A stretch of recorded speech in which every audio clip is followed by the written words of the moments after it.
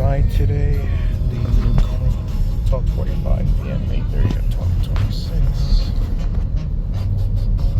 Yeah, just a quick video update. We're gonna do it the same way I did at times with the new Aldi building, well, new old Aldi building. Some people like there's the car building from the side. See, they have the boulevards installed now.